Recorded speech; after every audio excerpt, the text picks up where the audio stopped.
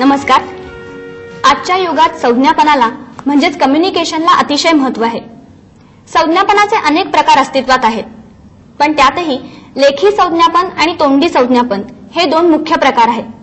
व्यवस्थापकाच्या दृष्टीने हे दोन्ही महत्त्वाचे आहेत. त्याचे उपयोगही वेगवेगळे आहेत. या दोन्ही प्रकारांविषयी माहिती करून घेण्यासाठी आज आपल्याकडे आलेले आहेत डॉक्टर प्रतिभा जोशी. डॉक्टर प्रतिभा जोशी या पुण्याच्या महर्षी कर्वे स्त्री शिक्षण संस्थेच्या हिराबेन नानावटी मॅनेजमेंट इन्स्टिट्यूटच्या डायरेक्टर आहेत. नमस्कार मॅडम. नमस्कार मॅडम, लेखी संज्ञापन अनेक प्रकारांनी केलं जातं, म्हणजे उदाहरणार्थ अहवाल, पत्र, निवेदन. मग व्यवस्थापकाच्या आणि संस्थेच्या दृष्टीने लेखी संज्ञापन कशामुळे महत्वाचं ठरतं? व्यवस्थापक आणि व्यवसाय संस्था या दोघांच्याही दृष्टीने लेखी संज्ञापनाचं खूपच महत्व आहे. याचं कारण असं आहे की व्यवसाय संस्था ही एक विधिवत निर्माण झालेली अशी स्वतंत्र संस्था असते. ती कायमस्वरूपी असते. माणसं येतात, जातात, बदलतात, परंतु संस्था ही अबाधित राहत असते. म्हणून संस्थेमध्ये घडणाऱ्या गोष्टींविषयीच्या नोंदी या काही नोंदी तरी कायमस्वरूपाच्या असल्या पाहिजेत, कारण त्यातून मग त्या संस्थेचा इतिहास निर्माण होत असतो, काही परंपरा त्यातनं निर्माण होत असतात. शिवाय पुष्कळदा असं होतं की एखादी गोष्ट लेखी पाठवायची म्हटली तर सहजी भेट संबंधित व्यक्तीची मिळणं शक्य नसतं. अशा वेळेला तुम्हाला भेटी घेण्याऐवजी लेखी नोट लिहिणं आणि पाठवून देणं हे जास्ती सोयीस्कर ठरतं. काही वेळा तपशील खूप असतो, तो त्या माणसापर्यंत नीटपणे पोहोचणं आवश्यक असतं, कारण चूक व्हायला नको असते. अलीकडे तर व्यवसाय संस्था जवळजवळ जगभर त्यांच्या शाखा असलेल्या अशाच बऱ्याचशा आहेत. मग या सगळ्या शाखांच्या मधून जर एकसूत्रीपणे काम व्हायला हवं असेल तर एकाच स्वरूपाच्या सूचना, एकाच स्वरूपाची धोरणं ही सगळ्या शाखांमध्ये पोहोचायला हवीत. त्याच्यासाठी लेखी संज्ञापनाशिवाय दुसरा कुठलाही उपाय व्यवसाय संस्थेच्या हाती नसतो. या दृष्टीने या एका मार्गाचा खूप चांगला उपयोग हा व्यवसाय संस्था करून घेतात. मॅडम, मला सांगा, लेखी संज्ञापन काही विशिष्ट परिस्थितीत आवश्यक ठरतं का, आणि त्याचे विशेष असे काही फायदे आहेत का? लेखी संज्ञापनाचे फायदे नक्कीच आहेत. त्याच्याशिवाय आज इतके लोक एवढं मोठं रेकॉर्ड बनवायच्या मागे लागले नसते. एक गोष्ट त्यात महत्वाची अशी की लेखी संज्ञापन हे अगदी स्पष्ट आणि अचूक असतं. काळजीपूर्वकच ते तयार करावं लागतं, कारण त्याच्यावरून कायमस्वरूपी पुरावा बनत असतो. म्हणून कुठल्याही विषयाचा पूर्ण विचार केल्याशिवाय कोणी लेखी स्वरूपाच्या अशा संज्ञापनाकडे जात नाही. दुसरी गोष्ट म्हणजे व्यवसाय संस्थेमध्ये एखाद्या गोष्टीला जर मान्यता मिळायला हवी असेल तर लेखी स्वरूपात ती असणं गरजेचं असतं. म्हणजे औपचारिक संज्ञापनाचा हा एक अतिशय चांगला असा मार्ग मानला जातो. याशिवाय आपण जेव्हा एखादी गोष्ट एखाद्याला सांगतो त्यावेळेला त्याच्या समजुतीप्रमाणे अर्थामध्ये बदल होण्याची शक्यता असते आणि त्यामुळे कृतीमध्येही बदल होण्याची शक्यता असते. आपल्याला जेव्हा हे नको असतं तेव्हा लेखी रीतीने जर आपण संज्ञापन साधलं तर एकाच स्वरूपाचं असं अपेक्षित कार्य आपल्याला लोकांच्याकडनं करून घेता येतं. 10 लोक वेगवेगळ्या जागी त्याच प्रकारचं काम करत असतील तर त्यांच्यात मतभेदाची शक्यता राहत नाही, कारण त्यांच्याकडे असलेलं लेखी संज्ञापन ते पुन्हा पुन्हा वाचू शकतात. एखादं पत्र येतं तेव्हा त्यातला एखादा भाग समजला नाही तर तो पुन्हा वाचून पाहणं, संदर्भ जाणून घेणं हे नक्की शक्य असतं. शिवाय लेखी संज्ञापनाचं जतन करणं आणि त्याच्यावरून भविष्यासाठी म्हणून रेकॉर्ड बनवणं हे सुद्धा सहजपणे शक्य असतं. या दृष्टीने लेखी संज्ञापन सर्व व्यवसाय संस्थांना अतिशय उपयोगी ठरणारं असंच संज्ञापन असतं. मॅडम, लेखी संज्ञापनाचे काही महत्वाचे प्रकार आणि काही उदाहरणं सांगता येतील का?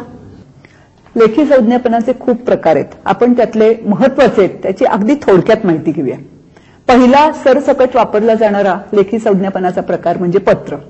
पत्र अनेक तऱ्हेची असतात. आपण एक छोटीशी व्यवसाय संस्था जर घेतली तर वस्तूसंबंधी चौकशी करणारी पत्र, मालाचा आदेश देणारी पत्र, माल पोहोचला त्याची पोच देणारी पत्र, बिल सोबत पाठवलेली पत्र, वसुली पत्र, या अनेक प्रकारच्या पत्रांचा त्याच्यामध्ये समावेश होतो. प्रत्येक पत्राचं एक वैशिष्ट्य असतं, त्याचा एक हेतू असतो आणि तो हेतू लक्षात घेऊन आणि ते कुणाला पाठवतोय हे लक्षात घेऊन त्याचं स्वरूप आपल्याला बदलावं लागतं. दुसरा प्रकार म्हणजे विशिष्ट टाचण. व्यवसाय संस्थेमध्ये ज्या वेळेला लोक काम करत असतात वेगवेगळ्या स्तरावरती, त्यावेळेला एखादा कनिष्ठ आपल्या वरिष्ठाकडे एखाद्या विषयावरची नोट बनवून पाठवतो. त्यालाही व्यवसाय संस्थेमध्ये खूप महत्व असतं. कधी कधी कनिष्ठ लोक एकत्र येऊन एखादं निवेदन तयार करतात आणि त्याचा व्यवसाय संस्थेचं धोरण ठरवायला उपयोग होणार असतो. हाही लेखी संज्ञापनाचाच प्रकार आहे. याच्याशिवाय नोटीस बोर्डावर झळकणाऱ्या नोटिसा, पत्ता बदलासारख्या गोष्टीसाठी पाठवली जाणारी परिपत्रकं हे सुद्धा लेखी संज्ञापनाचे प्रकार आहेत. काही गोष्टी संघटनेमध्ये घडणाऱ्या या नोंदीच्या दृष्टीने आवश्यक असतात. उदाहरणार्थ मीटिंग्स, या सगळ्या बैठकांची सभांची इतिवृत्त लिहिली जातात. हाही लेखी संज्ञापनातला एक महत्वाचा, रेकॉर्डच्या दृष्टीने महत्वाचा असणारा असा भाग असतो. याशिवाय विविध प्रकारची कामं व्यवसाय संस्थेत जेव्हा होतात त्यावेळेला ती कामं कशी करायची याच्याविषयी मॅन्युअल्स किंवा माहिती पत्रिका किंवा नियम सांगणाऱ्या पत्रिका या सुद्धा अनेक संस्थांमध्ये हल्ली करतात.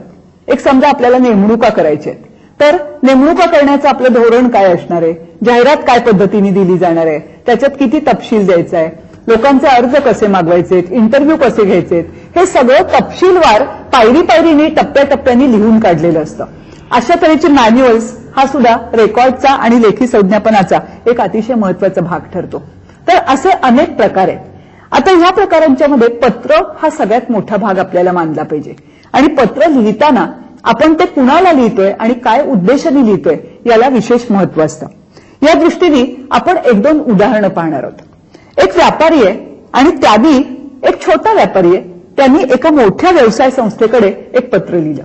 त्याचं सायकलचं दुकान होतं, सायकलचे सुटे भाग त्याला हवे होते, म्हणून त्यांनी सुट्या भागांची चौकशी करणारं पत्र लिहिलं. आता ती होती मोठी व्यवसाय संस्था. त्यांच्या व्यापाच्या मानाने हा छोटा व्यापारी म्हणजे किस झाड की पत्ती म्हटल्यानंतर त्याचा अर्थ असा होतो का की या व्यापाऱ्याला काही महत्व द्यायचं नाही आणि तो कुणीतरी अगदी क्षुल्लक आहे असं समजून पत्र लिहायचं. त्याचे परिणाम काय होतील, कारण अनेक छोटे व्यापारी मिळून शेवटी एक मोठी ऑर्डर बनत असते. मग उर्मट उत्तर दिलं जातं ते कसं कधी कधी हे विसरून हा भाग एक बघण्यासारखा आहे. तो आता आपण बघूया. हा पहा एक पत्राचा नमुना. महोदय, आपले पत्र मिळाले. चांगल्या प्रतीचे सायकलचे सुटे भाग देणारे या भागात फक्त आमचेच दुकान असल्याने सर्व सायकल दुकानदार आमच्याकडनं खरेदी करतात. आम्ही माल फक्त रोखीने विकतो. मोठ्या प्रमाणावर खरेदी करणाऱ्यांना आम्ही किमतीत 1% विशेष सवलत देतो, इतरांना नाही. मालाची मागणी आमच्याकडे आल्यानंतर 10 दिवसात आम्ही माल पाठवतो. एखादा भाग उपलब्ध नसेल तर तो मिळाल्यावरच पाठवतो. त्याबाबत पत्रव्यवहार वगैरे करत बसत नाही. आमच्या एवढ्या मोठ्या व्यापारात अशा किरकोळ गोष्टींकडे लक्ष देणे आम्हाला शक्य नसते. आम्ही एकदा विकलेला माल तुमच्या दुकानातून खपला नाही तर तो कोणत्याही सबबीवर परत घेत नाही. तुमचे दुकान नवीन असल्याने तुम्हाला सर्व गोष्टींची आगाऊ कल्पना दिलेली आहे. नंतर तक्रार करू नये. तुमचे मागणी पत्र व सोबतच्या किमती पत्रकानुसार मालाची आगाऊ रक्कम पाठवल्यास माल पाठवून देऊ. मॅनेजर. आता हा पत्राचा नमुना आपण पाहिला. याचा परिणाम काय होणार आहे? समृद्धी. हा ग्राहक गमावला जाणार कायमचा. आणि असे एक एक ग्राहक गमावणं व्यवसाय संस्थेला परवडणार आहे का? याचाच अर्थ मजकूर किंवा त्याचा गर्भित अर्थ तोच, पण तो वेगळ्या तऱ्हेने त्यांनी लिहायला पाहिजे होता. तो कसा लिहिता आला असता? आपण आणखीन एक उदाहरण बघूया याच मजकुराचं. महोदय, आपले पत्र मिळाले. या भागातील सर्व सायकल दुकानदार आमचे ग्राहक आहेत. आमच्याकडील मालाचा दर्जा व सेवा याबाबत तेच जास्त चांगले सांगू शकतील. आपल्याकडून मागणीपत्र व मालाची किंमत आल्यानंतर 10 दिवसाच्या आत माल पोचता केला जाईल. एखादा भाग जर उपलब्ध नसेल तर तो शक्य तेवढ्या लवकर पुरवण्याचा आमचा प्रयत्न असतो, कारण त्यामुळे तुमची किती गैरसोय होऊ शकते याची आम्हाला कल्पना आहे. मात्र एकदा विकलेला माल कंपनी आमच्याकडून परत घेत नसल्याने आम्हाला ही सुविधा ग्राहकांना देता येत नाही. आपण नव्याने दुकान सुरू केले आहे. लवकरच त्याची भरभराट होईल आणि आमच्या काही विशेष सवलतींचा लाभ आपल्याला घेता येईल याची आम्हाला खात्री आहे. आपल्या व्यवसायास हार्दिक शुभेच्छा. आपल्या मागणी पत्राची वाट पाहत आहोत. धन्यवाद. आपला मॅनेजर. मॅडम, या उदाहरणावरून आपल्याला असं दिसतं की लेखी संज्ञापन हे खूप काळजीपूर्वक करायला पाहिजे, कारण ते कायम आपल्याकडे राहतं. पण व्यवस्थापकाला प्रत्येक वेळेस लेखी संज्ञापन करणं शक्य नसतं आणि ते अपेक्षितही नसतं. मग अशा वेळेस संज्ञापनाचा कोणता दुसरा मार्ग उपलब्ध आहे?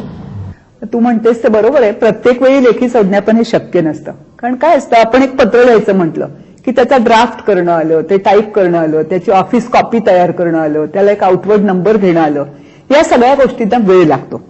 शिवाय पुष्कळदा ही घटना इतकी महत्वाची नसते सुद्धा की ती कायमस्वरूपी रेकॉर्डवर आणावी. कधी कधी भाषेच्या मर्यादा पडतात. एखाद्या उच्च शिक्षित माणसाने लिहिलेलं पत्र हे एखाद्या कनिष्ठ स्तरावरच्या कर्मचाऱ्याला अभिप्रेत असलेल्या अर्थाने कळेलच असं सांगता येत नाही. लिखित संज्ञापनाला नेहमी शब्दांची मर्यादा असते, त्यामुळं एका मर्यादेपलीकडचं स्पष्टीकरण हे लिखित स्वरूपात आणणं कठीण असतं. या सगळ्या अडचणी जर आपण लक्षात घेतल्या तर आपल्याला नेहमी व्यवसाय संस्थेत असे प्रसंग शोधावे लागतात की जेव्हा लेखी संज्ञापनावर आपण अवलंबून राहणार नाही, तर त्याला दुसरा मार्ग शोधणार. आणि हा दुसरा परिणामकारक मार्ग पैशाची बचत करणारा, वेळेची बचत करणारा म्हणजे तोंडी संज्ञापन. म्हणजे आपल्याला असं म्हणता येईल की लेखी संज्ञापनाबरोबरच तोंडी संज्ञापनही तितकंच महत्वाचं आहे. होय. मग तोंडी संज्ञापन हे परिणामकारक कसं करता येईल? काय असतं, आपण जेव्हा लेखी संज्ञापन करतो, उदाहरणार्थ एक नोटीस पाठवायची, तर आपण ती नोटीस तयार केली की ती तशीच्या तशी सगळ्यांना जाते. मग तो माणूस वेगवेगळ्या पदावर असेल, कमी शिकलेला असेल, जास्त शिकलेला असेल, त्याचं समजून घ्यायचा मूड असेल नसेल, एकच मजकूर त्याच्याकडे लिखित स्वरूपात जाणार. आता तोंडी संज्ञापन आपण ज्या वेळेला करतो तेव्हा मात्र प्रसंग काय आहे, व्यक्ती कोण आहे हे लक्षात घेऊन त्याच्यानुसार बदल करणं शक्य असतं. दुसरी गोष्ट म्हणजे आपण संज्ञापन करतो तेव्हा समोरच्याला ते कळलं का नाही हाही तितकाच महत्वाचा भाग असतो. लेखी संज्ञापनामध्ये ते एक वन वे स्वरूपाचं संज्ञापन असल्यामुळे पुष्कळदा हे कळतच नाही. तोंडी संज्ञापनात कसं होतं, मी समजा तुझ्याशी बोलते तर तुझ्या रिॲक्शन्स काय आहेत, तुला कळलंय की नाही, किंवा तू काही प्रश्न विचारते आहेस का, याच्यावरून अधिक स्पष्टीकरण देणं हे मला शक्य होणार आहे. हा तोंडी संज्ञापनाचा फायदा असू शकतो. शिवाय पुष्कळदा आपल्याला अनौपचारिकरित्या तोंडी संज्ञापन करणं शक्य असतं. एखादा माणूस समजा नीट वागत नसेल आपले डिपार्टमेंट, तर त्याला एक पत्र कडक पाठवणं हे शक्य आहे, पण त्या पत्राने आपल्याला अपेक्षित परिणाम घडेल की नाही हे सांगता येत नाही. त्याच्याऐवजी सुरुवातीला त्याच्याशी थोडंसं जवळ जाऊन व्यवस्थित समजावून सांगून असं त्याला जर सांगितलं की कसं त्यांनी बदल करणं आवश्यक आहे त्याच्यामध्ये, तर त्याचं रेकॉर्ड कुठेही राहणार नसल्यामुळे तो मनुष्यही ते नीटपणे घेतो आणि आपल्याला अपेक्षित परिणाम साधता येतो. म्हणून पुष्कळदा चांगल्या प्रकारे तोंडी संज्ञापन करण्यासाठी आपल्याला प्रतिसाद माणसाचा लक्षात घेणं किंवा एखाद्या गोष्टीची पुनरुक्ती करणं, अधिक सोपं करून सांगणं, या पद्धतीने ते परिणामकारक करता येतं. याच्यावरून समृद्धी तुझ्या लक्षात येईल की तोंडी संज्ञापन परिणामकारक करणं विविध प्रकारे शक्य असतं. आता आपण एक उदाहरण घेऊया. समजा तुमच्या व्यवसाय संस्थेमध्ये उमेदवारांच्या निवडीच्या मुलाखती आहेत. आता या मुलाखती घेण्यामध्ये अनेक प्रकारची मंडळी ही सहभागी होणार आहेत. मग त्यांच्याशी या सगळ्याचा जो कोणी इन्चार्ज असेल तो कशा पद्धतीने संज्ञापन करेल, येणाऱ्यांची व्यवस्था कशी करायची, इंटरव्ह्यू कुठे होणार, अनेक तपशील सांगायचे असतात.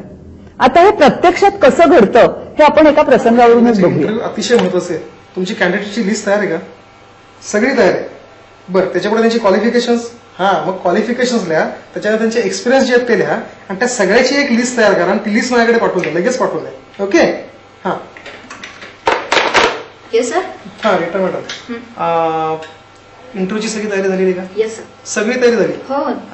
इंटरव्ह्यूची रूम तयार झालेली एकदम? बरं, रिसेप्शनला कोणाला बसवलं? सर मी राजूला सांगितलंय. त्या राजूला अजिबात बसू नका, त्याने मागच्याला फार प्रॉब्लेम केले होते. उलटे सुलटे कॅन्डिडेट साथ पाठवून दिले होते. म्हणजे याचा नंबर आला की त्याला पाठवायचा आणि त्याचा नंबर आला की याला पाठवायचा. तुम्ही त्याच्यापेक्षा आपल्या याला हरीशला घ्या. अच्छा. एक काम करायचं, हरीशला आत पाठवून द्या, मला त्याशी बोलायचं. ओके? ठीक आहे. Thank you sir. देशमुख, तिथं माने आहेत का? माने, त्यांना जरा पाठवून द्या. Yes sir. माने बसा. हे बघा, आपल्याकडे आता इंटरव्ह्यू आहे, तर आपले कॅन्डिडेट जे आहेत त्यांचे सीव्ही तुम्ही चेक केलेत का? सीव्ही म्हणजे बायोडाटा. तेच तर आणलंय सर याच्यामध्ये. पण हे चेक केलं का तुम्ही सर? हो सर. एवढे आहेत का कॅन्डिडेट? 17 जण आहेत का?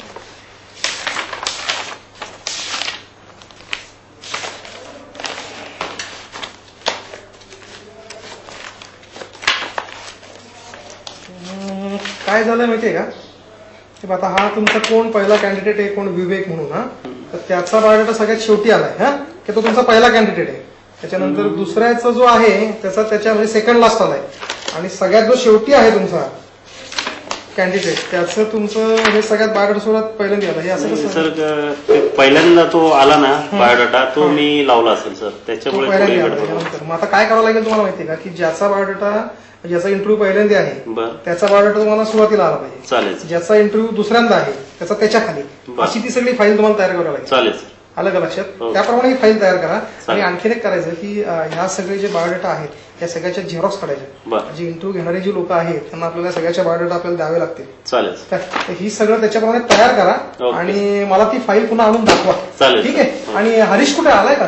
आलेला आहे सर. दिसला होता का? हो. बरं त्याला पाठवा. काय आलं मगाशी मी रिटायर सांगितलं होतं की त्याला पाठवा म्हणून. बराच वेळ झाला अजून आला नाही तो. लगेच पाठव. हरीशला पाठवून द्या. हॅलो आनंद. काय म्हणतोस? नाही बरोबर आहे. ठोक केला ना सगळं. बरं तू तयारच ना आता एकदम रेडी फॉर द मॅच. हे बघ उद्याची बॅटिंग तुझी आहे, माझा काही संबंध नाही. नाही म्हणजे अरे हे बघ कॅन्डिडेट कोणाच्या डिपार्टमेंटला हवाय? तुझ्या डिपार्टमेंटला हवाय. बरोबर आहे. मी नुसता बसणार आहे. तयारी केली नाही, तयारी सगळी केली. बघ मी सीव्ही पण सगळ्या चेक केल्या आहेत. आता माण्याने ते थोडंसं फाईलमध्ये उलट पालट करावं लागलं होतं, ते करेल तो मारे, त्याचा काही प्रॉब्लेम नाहीये. मी सीव्ही चेक केल्या तिथले आहेत. 7-8 चांगले आहेत त्याच्यात. 16 जण टोटल आहेत आणि त्याच्यातले 7-8 मला बरे वाटते. त्यातला एक तुम्ही निवडा, म्हणजे तो काहीच प्रश्न नाही. I think you will get a good team member definitely. उद्या होऊन जाईल ना, उद्या लगेच सिलेक्शन होऊन जाईल, काहीच प्रॉब्लेम नाही. एक नाही मला मी नाही, I will not recommend anybody. No no not at all. नाही तू बघून घे तुझं ते. ठीक आहे. हे बघ सकाळी 9ला भेटूया. शार्प 9ला. चल बाय. हरीश अरे तू कुठे होता? तुला किती निरोप पाठवले? ठीक आहे ते जाऊन दे. हे बघ उद्या तुझी इंटरव्ह्यूसाठी ड्युटी लावलेली आहे. तुला रिटायरमेंटने सगळं समजून सांगितलेलं आहे का? हे बघ यादीप्रमाणे माणसं आत पाठवायची. त्या माणसांनी हो हो नुसतं म्हणू नको, कळलं का? नीट समजून घे त्यांनी काय सांगितलेलं आहे ते. माणसं जी आहेत ती यादीप्रमाणे आत पाठवायची. त्यांनी जर का काही प्रश्न विचारले तर तू त्यांना उत्तर देऊ नको. रीटा मॅडम आहेत ते बघायला, कळलं का? कारण राजू सारखं करू नको. मागच्या राजूने काय केलं, ह्या माणसाला बोलवलं की त्याला आत पाठवायचा, त्याला बोलवलं की ह्याला आत पाठवायचा, असं करू नको. ठीक आहे. आणि सगळ्यात महत्वाची गोष्ट, उद्या सकाळी वेळेवर यायचं, उशीर करायचा नाही. वेळेच्या आधी आला तरी चालेल. हा ठीक आहे. ये आता. म्हणजे मॅडम आपल्याला असं म्हणता येईल की तोंडी संज्ञापन हे व्यक्ती आणि प्रसंगाप्रमाणे बदलत राहतं आणि इथेच व्यवस्थापकाच्या कौशल्याची खरी कसोटी लागते. मग हे तोंडी संज्ञापन कोणकोणत्या वेळी उपयोगी ठरतं? तोंडी संज्ञापनामध्ये 2 मुख्य भाग आपल्याला सांगता येतील. एक म्हणजे ते व्यक्ती व्यक्तीमधलं असू शकतं किंवा व्यक्ती आणि समूह यांच्यामधलं असू शकतं. आणि या दोन्ही गोष्टी व्यवसाय संघटनेमध्ये महत्वाच्या असतात. आता त्याचे जे प्रकार आहेत मुख्य ते आपण बघूया. एक महत्वाचा प्रकार म्हणजे बैठका, सभा, मीटिंग्स. हा तर व्यवसाय संस्थेमध्ये दैनंदिन घडणारी अशी ही गोष्ट आहे. या सभांमध्ये एक व्यक्ती बोलते असं होत नाही, तर अनेकांचा त्यामध्ये सहभाग असतो. विचार मंथन असतं, ब्रेन स्टॉर्मिंग असतं, कधी कधी चर्चा असते, आलेले अनुभव सांगायचे असतात. हे सगळं लेखी पद्धतीमध्ये साधून येणं शक्य नसतं. म्हणून तोंडी संज्ञापन हा याला सगळ्यात चांगला असा मार्ग ठरतो. अर्थात याची नंतर मिनिट्स लिहिली जातात आणि त्यामधला आवश्यक तेवढाच भाग तिथे ठेवला जातो.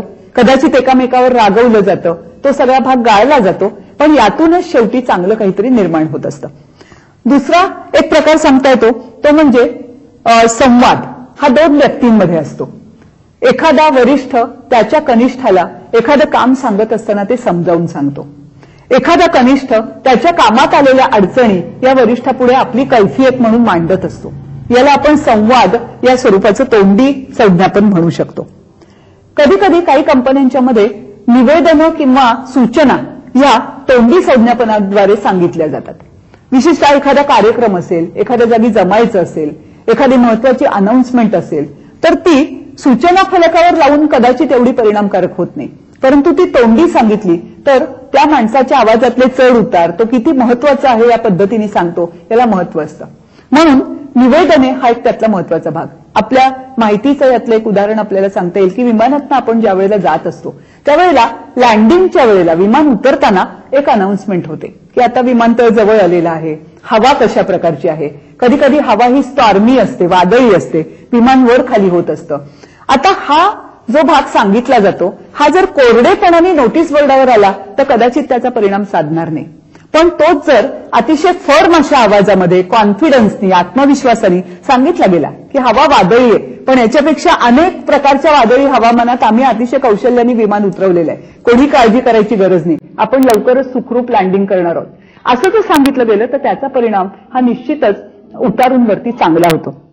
त्याच्याच बरोबर तोंडी संज्ञापनाचा एक वनवे प्रकारचा भाग, एकेरी प्रकारचा भाग म्हणजे भाषण.